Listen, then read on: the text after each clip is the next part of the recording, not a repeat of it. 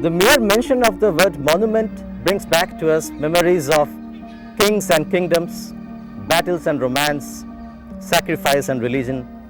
In short, an entire kaleidoscope of times gone by. Naturally, since monuments have been very aptly described as an evidence or reminder of something or someone notable. In this age of cars, computers and cable television, when our eyes get tired looking at PC workstations and eardrums are continuously hammered with rap, we are on the verge of forgetting the gentle jingle of carriages and carts, the soft melodies of folk song, the colorful gaiety of festivals, and the sacred chantings of shlokas. But it is important that we remember these, because forgetting these would mean severing the bond with our rich cultural heritage. And monuments help us in remembering and reminding our past. They serve as silent yet effective ambassadors of our ancestors, their values, their way of life. At times, they also offer us a respite from the urbanized hubbub of our lifestyle. They take us away far from the madding crowd to a world of peace and serene tranquility. The Lalbagh Palace of Indore is one such place. Built by the Holkars, it stands today majestically as a sentinel of our rich past.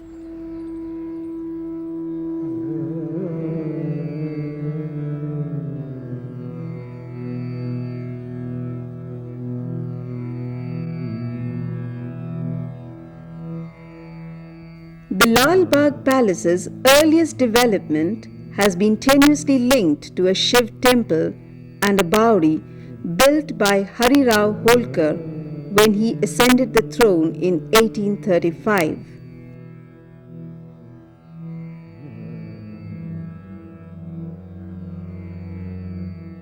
The expansive garden extant here at the time was splendidly landscaped by the aesthete Tukoji Rao Holkar II, who assigned a famous horticulturist to plan and lay down a magnificent rose garden.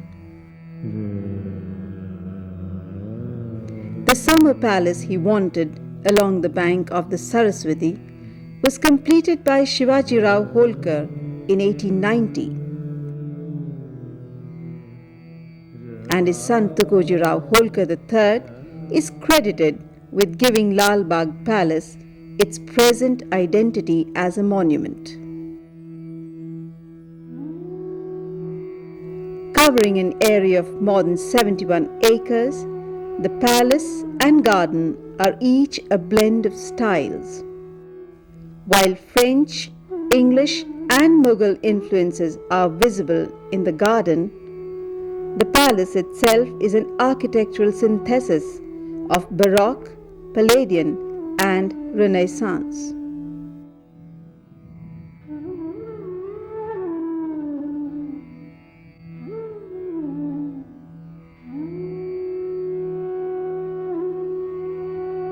The west-facing facade of the palace is a spectacular blend of elements. A tall flagstaff is flanked by globes resting on flowing curves that precede Art Deco. Below it is a semicircular segmented stained glass window, fan-like at a glance. The spacious balcony and porch, in conjunction with columns, pilasters, cornices and pediments, create and emphasize its total dominance and verticality as an organic whole.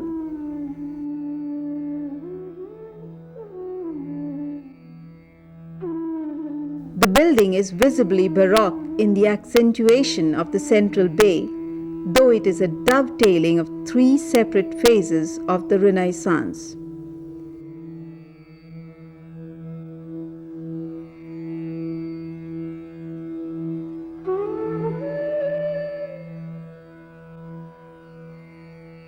As the name suggests, the Darbar Hall and the Council Room are rooms where the Maharaja used to hold court and consult his ministers respectively.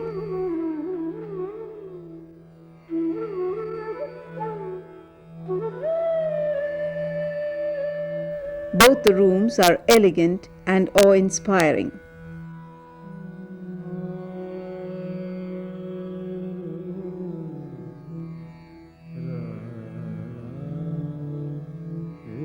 The Darbar Hall and Council Room are profuse in dentils, floral scrolls and trophies illustrating fine sculptural scenography, and are further embellished by representations of drapery, fabrics and armor.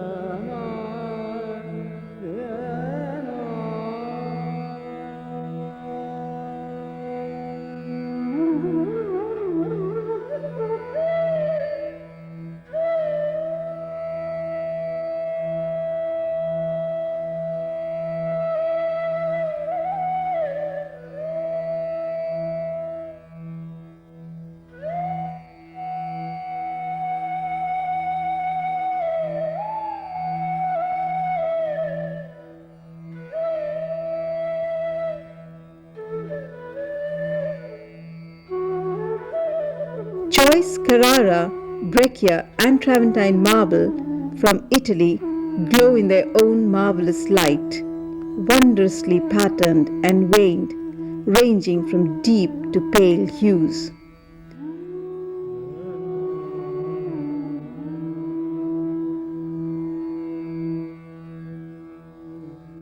Minerva, the Roman goddess of war, is depicted in an oval frame that tops a sword and an axe crossed with a shield.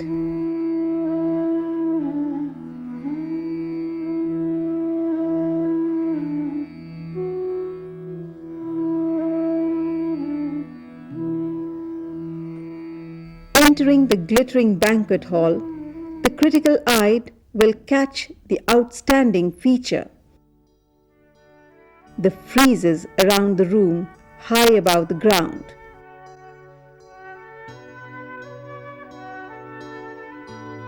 A fascinating cavalcade of figures, celestial beings, and creatures inhabiting Greek and Roman mythology.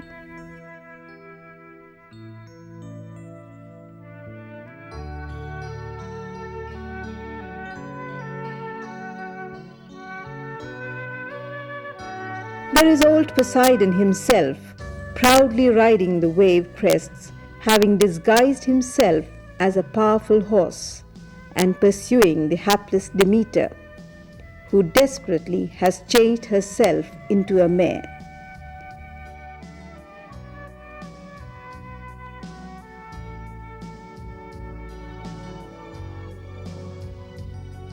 An eagle and an owl inscribe a globe with a compass, with their powerful vision and wisdom combined. Elsewhere, a cherub studiously wields a quill in dictation. But the piece de resistance comprises the crown hall and the sitting hall.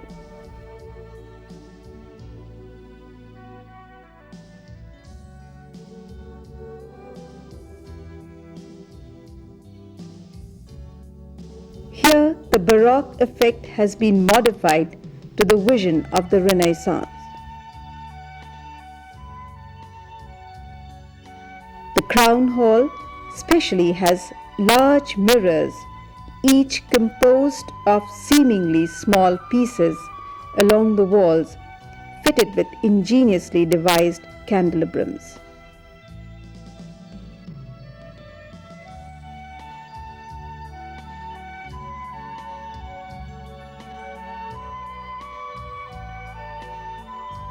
The frescoes on the ceiling has Helios, the sun, riding furiously across the sky in a chariot drawn by 4 horses. Nearby is Hephaestus, the Greek god of fire and metalwork, face aglow in the light of the forge.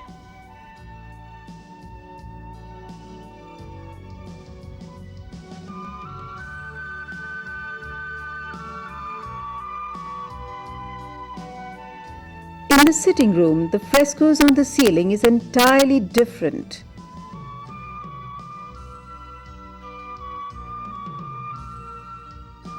A damsel holds aloft the torch of learning. Her companions sway in apparent sensuous celebration with trumpets, masks, and flutes. The entire representation tells of an artist so sure of his vision and genius that he comes perilously close to being profligate in his rendition.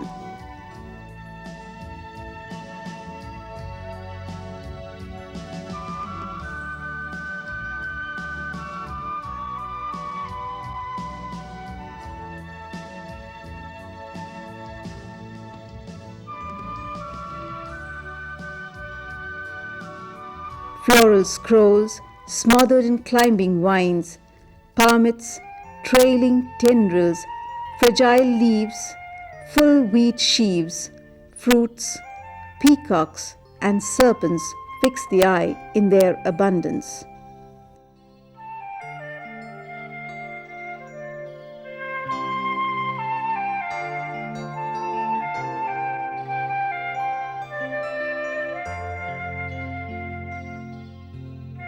On the sculpted pediments above the doors, a recollection of Hellenism has been captured in the ladies dressed in gowns tied at the throats and shod in sandals with thongs reaching up to their calves.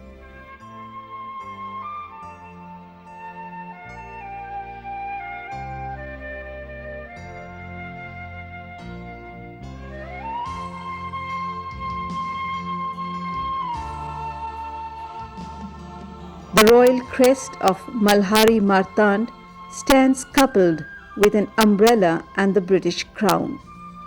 The sculpture and paintings in the palace blend proto-Baroque with the Romantic and the neoclassicism of Greek and Roman mythology.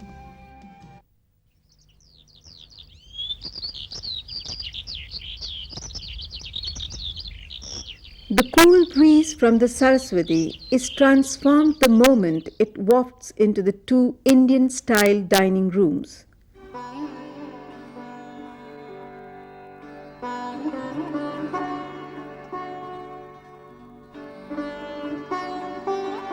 One for the men and the other for the ladies, maybe belonging to high society. These rooms have been panelled in sandalwood, and hence the atmosphere is redolent with its perfume.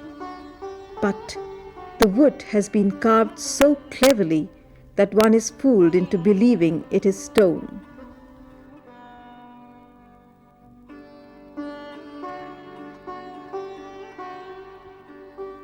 Rajput and Islamic elements and motifs find expression in the almost calligraphic grill work, the mihrabs, the peacocks again, and various pedantves.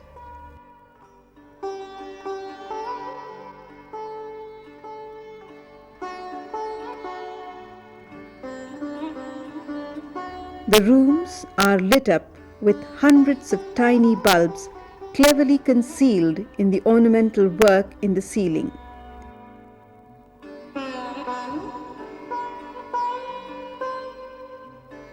These rooms are the perfect counterpoint to the rest of the palace interior.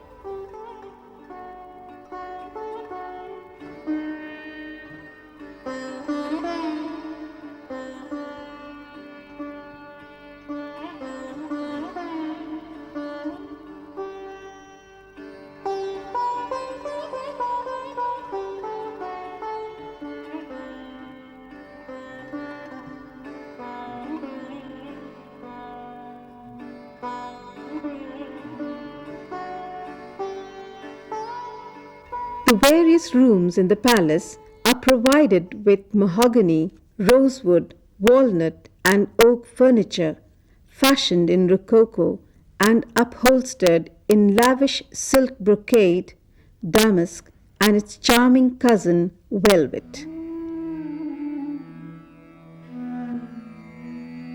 The presence of a languid, pleasure-seeking aristocracy reveling in sensual fulfillment is almost palpable due to the superlative craftsmanship.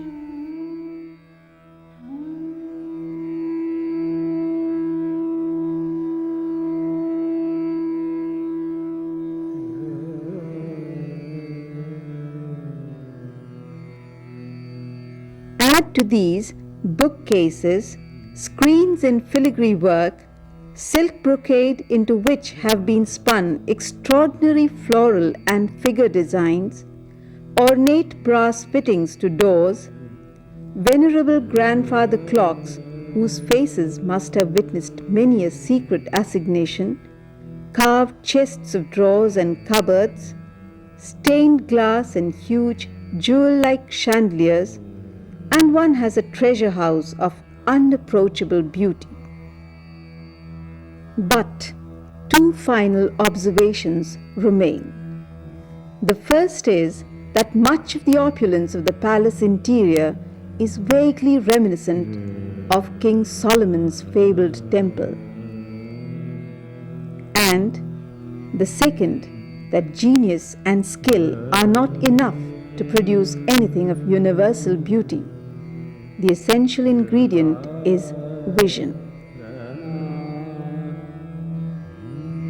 See the three combine in giving life to Lalbagh Palace.